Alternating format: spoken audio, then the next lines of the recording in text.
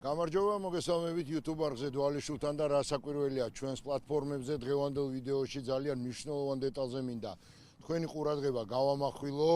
მნიშვნელოვან დეტალზე იმდენად, რამდენადაც ქართულ ფეხბურთში ასეთი მაგარი სიახლე ჯერ არ გქონია. საკლუბო ფეხბურთს გულისხმობ, რა საკვირველია და ალბათ ხვდებით, რაზეც ვისაუბრებთ დღევანდელ ვიდეოში. მთელი ჩვენი ეს ვიდეო დაეთმობა თემურ ქეძბაიას ქართულ ფეხბურთში დაბრუნებას, საკლუბო ფეხბურთში დაბრუნებას, გამომდინარე იქიდან, რომ ეს არის მისი პირველი ნაბიჯი სამწვრთნელო კარიერაში, როდესაც იგი ჩაიბარებს ქართულ კლუბს, სადაც რეალურად თავად დაიწყო თამაში სოხუმის დინამოს შემდეგ და რეალურად ისეთი კლუბის სათავეში ჩადგება, რომელიც ყველაზე ტიტულოვანია და თითეული ფეხბურთელისთვის, არ ვიცი, ახლა როგორ არის ბოლო წლების განმავლობაში, მაგრამ აქამდე ნამდვილად საოცნებო იყო.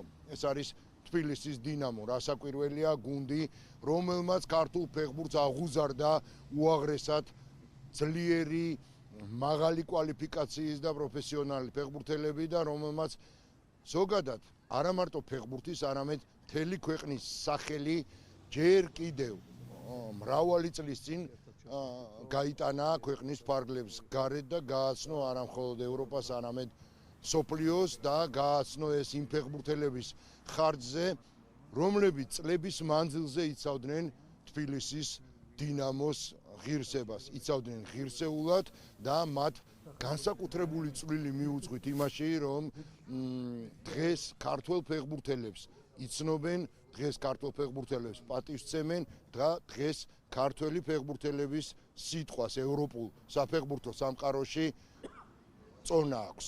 ასეთების რიცხვს მიეკუთვნება თემურ ქეძბაიას და აუცილებლად გვინდა ამ თემაზე გავამახვილოთ ყურადღება. თუმცა, იქამდე მინდა შემოგთავაზოთ მის მიერ დღეს გაკეთებული კომენტარი პრესკონფერენციაზე, სადაც კლუბმა ოფიციალურად წარადგინა თემურ ქეძბაია. ამაზე მეტი мотиваცია რა უნდა იყოს თბილისის დინამომა რა.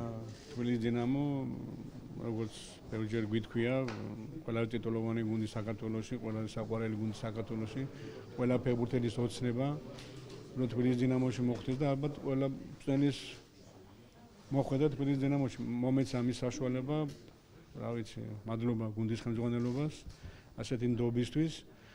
და რავი, ჩვენი მხრიდან ყველაფერს გავაკეთეთ იმისათვის, რომ თბილისის დინამოს დაუბრუნოთ ის სახე, რაც თბილისის დინამოს ეკუთვნის, იმიტომ რომ როგორც გითხარით, ყველაზე ტიტულოვანი გუნდია და გვინდა რომ ეს ყოველთვის ესე გაგრძელდეს. მოკლედ, აი ასეთი იყო თემურ ქეძბაიას პირველი კომენტარი, რომელიც მან გააკეთა დღეს ოფიციალურ წარდგენაზე და რა საკვირველია მას მინდა წარმატება უსურვო, გამომდინარე იქიდან, რომ თითეული ქართველი მწვრთნელის წარმატებული საქმიანობა ქართულ საკლუბო დონეზე თავისთავად ცხადია მთლიანად ფეხბურთზე დადებითად და პოზიტიურად იმოქმედებს. ახლა მოდით ვისაუბროთ იმ ნაბიჯზე, რომელიც გადადგა საფეხბურთო კლუბ თბილისის დინამოს ხელმძღვანელობამ თემურ ქეძბაიას ქართულ საკლუბო ფეხბურთში.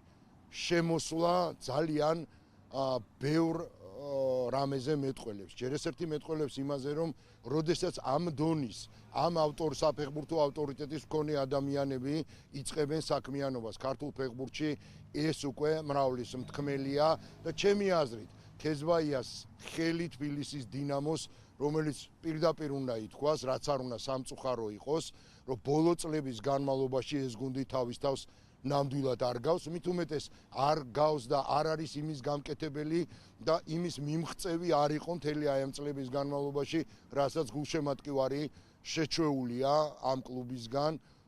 კიდევ ერთხელ გეტყვით, რომ თბილისის დინამო ყველაზე ტიტულოვანი ქართული კლუბია. მოკლედ, მრავალი წელია ჩვენ საკლუბო დონეზე პირდაპირ უნდა ითქვას ესეც, განსაკუთრებით საერთაშორისო ასპარეზზე არ გქონია არანაირი შედეგი და თუ გავიხსენებთ და საქმეში შეხედულ გულშემატკივარს კარგად ახსოვს, რომ ასეთი ერთი ფაქტი გვახსენდება სულ გია გეგუჩაძის ხელმძღვანელობით, როდესაც დინამო შევიდა ჯგუფურ ეტაპზე. თუმცა ეს როდის იყო ალბათ თავად იმ ფეხბურთელებსაც აღარ ახსოვთ, ვინც მაშინ იცავდა თბილისის დინამოს ღირსებას. მას შემდეგ ჩვენ საკლუბო დონეზე არ გქონია არანაირი წარმატება საერთაშორისო ასპარეზზე და ყოველ წელს, როდესაც იწყება ევრო ტურნირები, თითოეული ჩვენგანი ვართ იმის იმედად, რომ და იმის მოლოდინში, რომ რომელიმე ქართული კლუბი შევა ჯგუფში.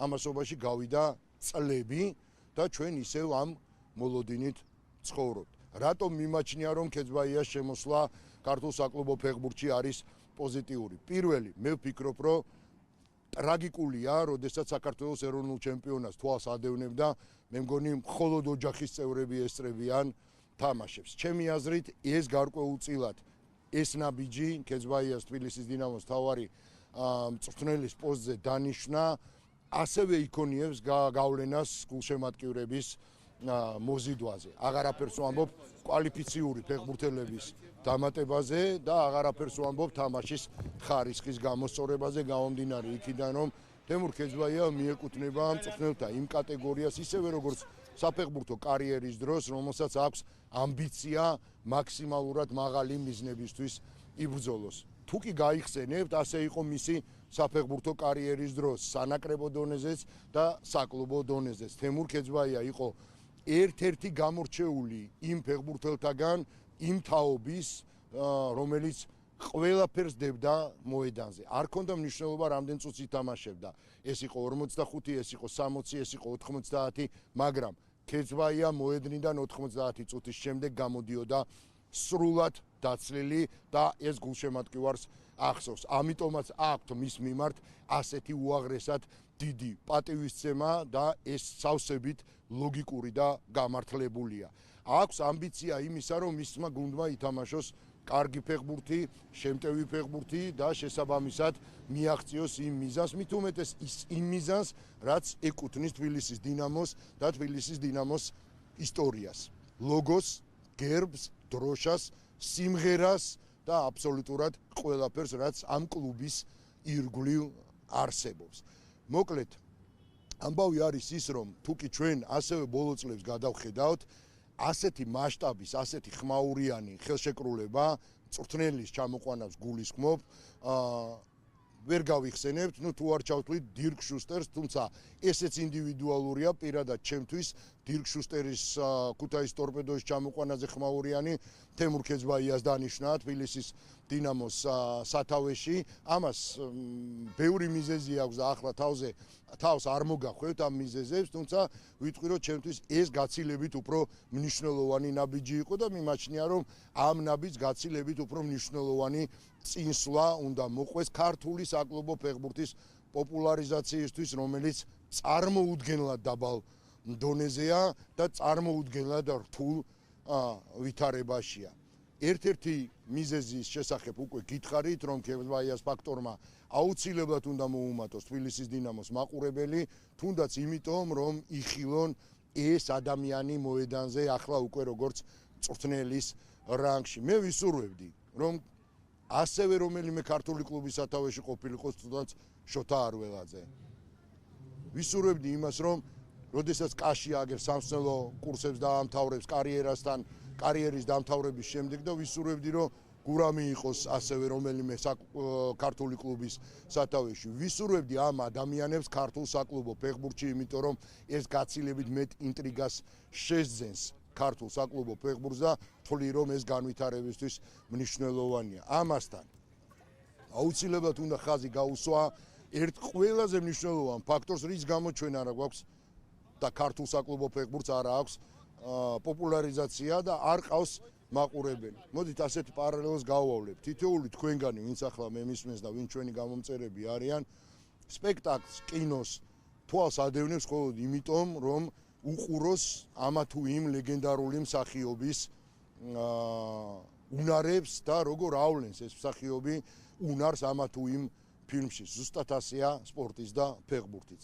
არ იქნებიან მაღალი დონის ფეხბურთელები, ტრიბუნები იქნება ცარიელი. თუკი ჩვენ გადავავლებთ თვალს ქართულ საკლუბო ფეხბურთში ბოლო პერიოდში განხორციელებულ სატრანსფერო პოლიტიკას, მე არ შემეშინდება იმის თქმა და აუცილებლად ვიტყვი, რომ ეს არის ტრაგედიის დონეზე მიყვანილი საქმე, იმიტომ რომ 3000 და 5000 დოლარიანი ფეხბურთელები დღევანდელ რეალობაში წარმოუდგენელია მაღალ შედეგებზე ფიქრი, ზრუნვა და შესაბამისად თუნდაც კონფერენც ლიგის ჯგუფში შესვლა, რაც განსხვავებით სხვა ქვეყნებისგან, ისეთი ქვეყნებისგან, რომელსაც ყველგან ჯაბნიდით, სადაც კი ბურთი გორავდა, ჩვენ საოცნებოდ გაგვიხდა.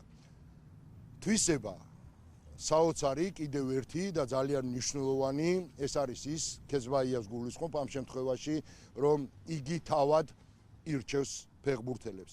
თავად ეძებს, თავად ხარჯავს უამრავ დროს და შესაბამისად მან ძალიან კარგად იცის რომელ კლუბში რომელი ფეხბურთელი თამაშობს და რომელი ფეხბურთელი მოერგება მის სათამაშო სქემას და შესაბამისად მის გუნდს. ამიტომ ესეც ძალიან მნიშვნელოვანი ფაქტორია. შეიძლება ვიღაცამ თქვას, რომ სხვა მწვრთნელებიც ანალოგიური თვისებით გამოირჩევიან. კი, შესაძლოა გამოირჩევიან, მე არ ვაყენებ არავის შეურაცხყოფას. შესაძლოა პრეზიდენტებიც გამოირჩევიან და უბრალოდ ხედან და არჩევენ თავიანთი გუნდისთვის ფეხბურთელებს, თუმცა რატომ არის ეს ზოგადად პრეზიდენტის ან გუნდის მფლობელის საქმე, ჩემთვის დღემდე ამოუხსნელია, თუკი კლუბის პრეზიდენტებმა იციან როგორი ტაქტიკით უნდა ათამაშონ, როგორი ფეხბურთელი უნდა შეარჩიონ, როგორი სადილი უნდა გაუქეთონ თავიანთი გუნდის ფეხბურთელებს, მაშინ რაში სჭირდებათ იმ რგოლებში ეს ადამიანები. ქეცბაია არის ამ ხრივ ძალიან პრინციპული და მე მახარებს ეს ფაქტი, მისი პრინციპულობიდან გამომდინარე. ნუ ვიფიქრებთ იმას, რომ ამით იმას ვამბობ, რომ თემური რომ ვინმეს აზრს პატივს არცემს ან არ უსმენს. არავითარ შემთხვევაში.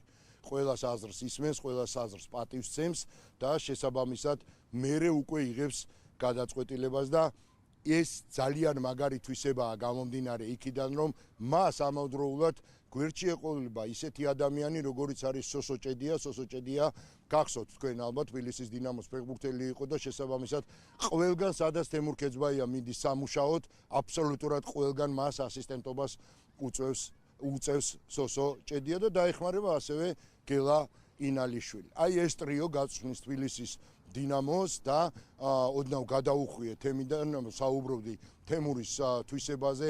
დიახ, ეს არის ძალიან მაგარი თვისება, რომ თავად დებს შრომას იმაში, რომ შეარჩიოს ისეთი ფეხბურთელები, რომლებიც წარადგებიან მის გუნდს. კიდევ ერთი თვისება. თემურ ქეცბაია არის ძალიან მკაცრი სამუშაო პროცესში.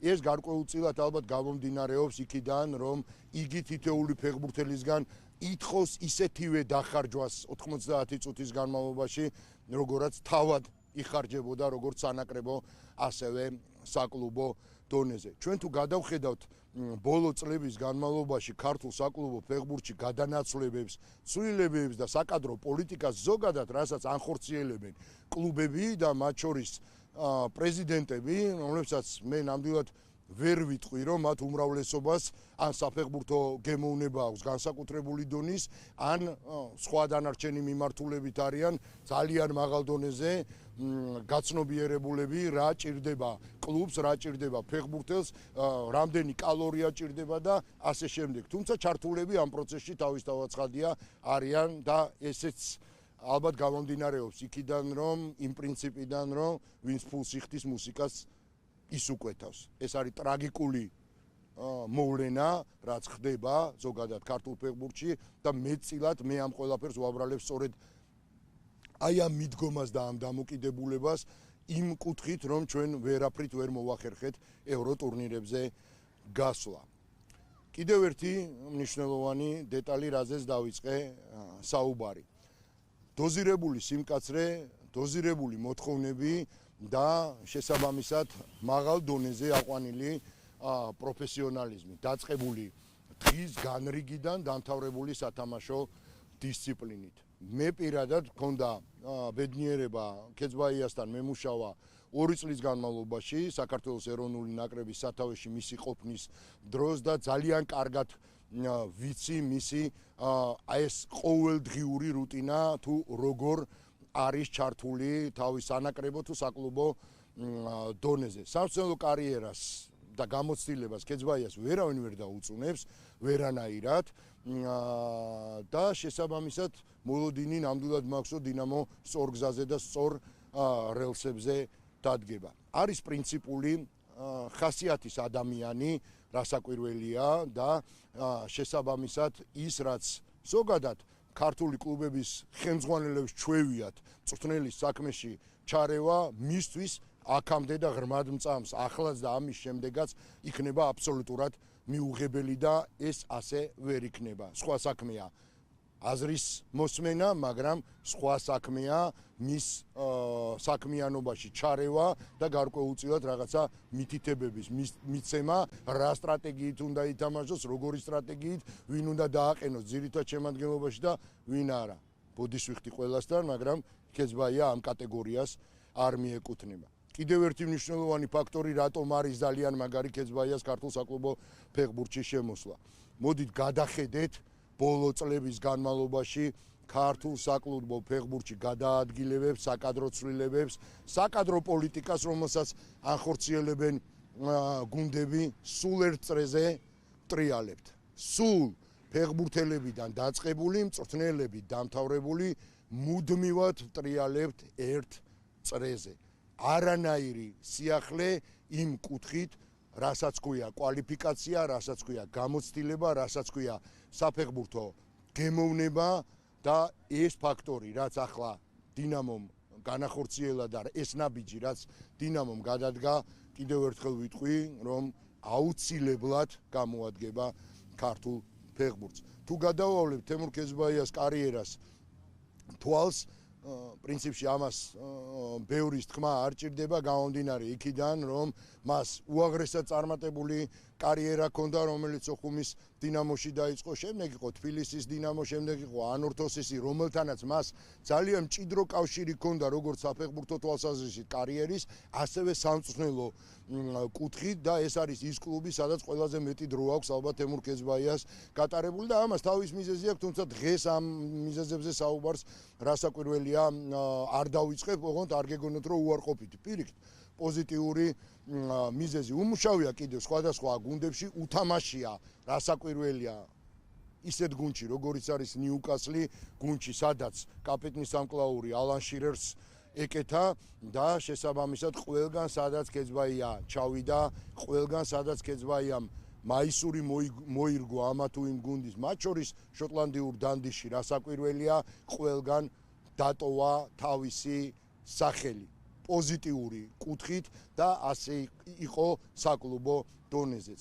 ისიც უნდა ითქვას, რასაკვირველია, ეხლა ვიღაც ალბათ ფიქრობს, შესაძლოა ვინმე მიფიქროს ის, რომ აი იქ წარუმატებელი იყო, აქ კიდევ უფრო წარუმატებელი იყო. კი, გეთანხმებით, არ არსებობს სპეციალისტი, რომელსაც სულ წარმატება აქვს. ბუნებრივია, კეცბაიას არ არის ამ ხრივ გამონაკლისი და თავისთავად ცხადია ისიც, რომ მასაც ჰქონდა წარუმატებელი პერიოდები, ისევე როგორც წარმატებული, თუნდაც იგივე ანორთოსში. წარუმატებელს რაც შეეხება, მე ვთვლი, რომ ერთ-ერთი ყველაზე ცუდი მის კარიერაში და უარყოფითი იყო კვიპროსის ნაკრების სათავეში ყოფნა. რაც შეეხება საქართველოს ნაკრების მთავარი მწვრთნელის პოზიციაზე ყოფნას, მას ჰქონდა ძალიან ბევრი შთამბეჭდავი თამაში, ბევრი ცუდი თამაში, რასაკვირველია, თუმცა მთლიანობაში თემურ კეცბაია არ ვიცი თქვენთვის როგორ არის, მაგრამ ჩემთვის უაღრესად პატივსაცემი ადამიანია როგორც პიროვნება და აუცილებლად უნდა აღვნიშნო ესეც. გადავდოთ პიროვნება გვერდით,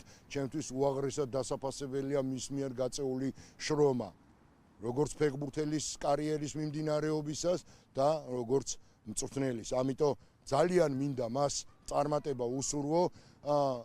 არა იმიტომ, რომ მე რაღაც განსაკუთრებული დამოკიდებულება მაქვს კეცბაიას მიმართ, არამედ იმიტომ, რომ მისი წარმატება არ იქნება მხოლოდ თბილისის დინამოს წარმატება, მისი წარმატება იქნება ზოგადად ქართული საკლუბო ფეხბურთის წარმატება, ქართული საკლუბო ფეხბურთის პოპულარიზაცია, რომელიც დღეს ამ მომენტამდე ნულს ქვემოთ არის.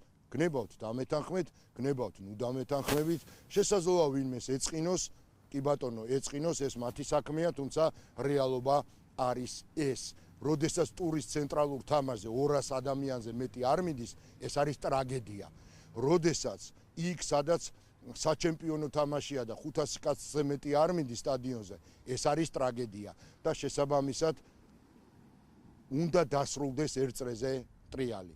უნდა დასრულდეს გამომდინარე იქიდან, რომ ამ ერთწრეზე ტრიალმა წლების მანძილზე ჩვენ აბსოლუტურად არაფერი მოგვიტანა საერთაშორისო არენაზე და დღეს, როდესაც სვავთ კითხვას რა ეშველება ქართულ საკლუბო ფეხბურთს, პირდაპირ ვიტყვით ჩემ მოსაზრებას, არაფერი არ ეშველება, თუ კი ჩვენ რადიკალური ცვლილებები არ განვახორციელეთ, თუ კი ჩვენ არ მივიღეთ რაიმე ზომები, ვიქნებით იქ, სადაც ვართ.